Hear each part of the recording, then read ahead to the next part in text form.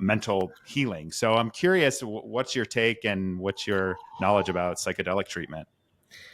Yeah, so very extensive in a ways where I've experimented with many of them. So I've been through, Iboga, Ibogaine. I've done peyote, San I don't Pedro. even know what those are. What are those? I only There, know mushrooms, ketamine, and ayahuasca. So educate me. yeah. So some are masculine, some are feminine, some are from Africa, others are from South America. I mean, I've had plenty of healing with kambo, which is the frog poison that you put Mm, on your I've body. heard of that too. And that's actually been a huge healing. It's non-psychedelic, so that one is they call it the jungle vaccine.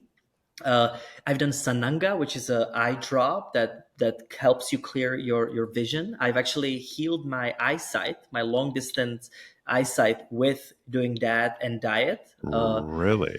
Yes, fully. Since I was 10 years old, I wore 2.63 was the number, which is pretty high for a 10-year-old, and I completely reversed my sight back. So you don't have any contacts or anything now? Nothing. I literally Wow. stopped wearing it. That will never happen here because the contact industry, like, there's no way. I mean, I spend like $600 a year on my contacts. It's crazy. Anyway, Yep. that I didn't know about that. That's cool. Yeah, and it's so interesting. So I mean, think about it, right? Everything that's FDA is coming from some form of plant or nature originally, right? And then it gets chemically altered, and I think this is what is really important distinction. So step one, after doing all of these psychedelics, it all came back to breath. So if you've never done, if you're wondering whether I should do this or not, first go into a deep breathing class, because it's absolutely going to take you similar, if not deeper places, because you can take it with you home. Now, I want to make a direct distinction. So if somebody has a really deep PTSD, a very form of abuse, or something very dramatic, right, that happened in their life, there is a point that sometimes you do need something more dramatic, right, to work Hmm. with. And so this is why I still start with breath, but then there's variety of support that can help you with getting over that. Now, I have a big concern with the amount of overuse of psychedelics in our world right now, Mm. because what's happening is people are starting to justify it as a medicine while it's just another way to escape. And escapism can come from social media. It can come from alcohol. It can come from, any sorts of addictions. And so I just want to warn anyone that if you are seeking to just have alternate states, the life is here on earth. And so the life always begins here on earth and ends on earth, because we are privileged to have this experience here. Now, if it means that you have to have a deep dive and to really understand, all this is doing, it's bringing you into a third party view, right? So when I go to a dark room, that's all it is. The reason why I have all these insights is because it opens up a space for a different brain waves and for different state to be able to see things that I didn't pay attention to. And that's really what happens in any sorts of psychedelics, right? It allows you to finally see, take your monkey brain off and look beyond the veil, so to speak.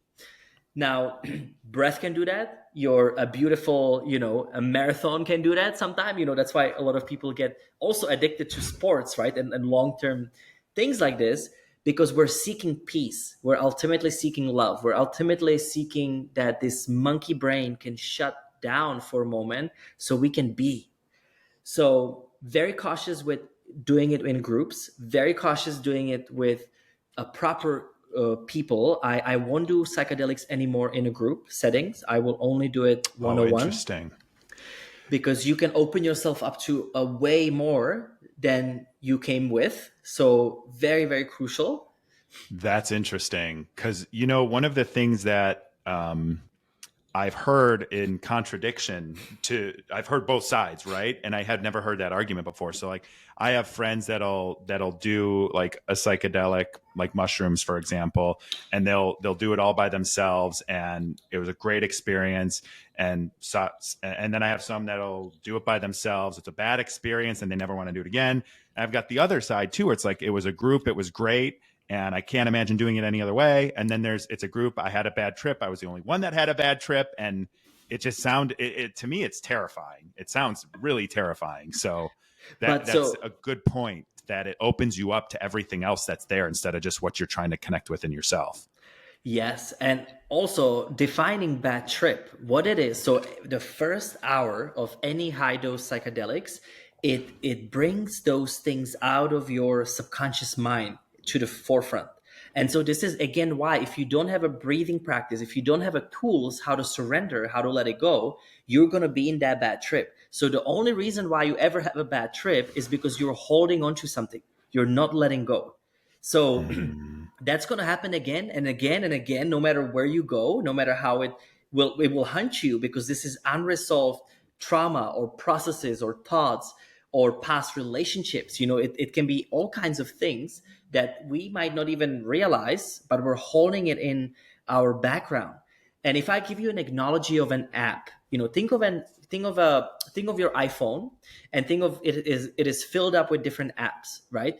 You could have the apps that you use every day, right, that are really great for you. That could be the app of your morning routine. That could be your app with spending time with your wife or husband, and so forth.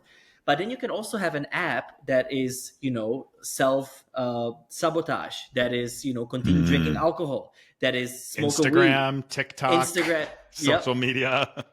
And imagine all of these apps are running at the same time, right?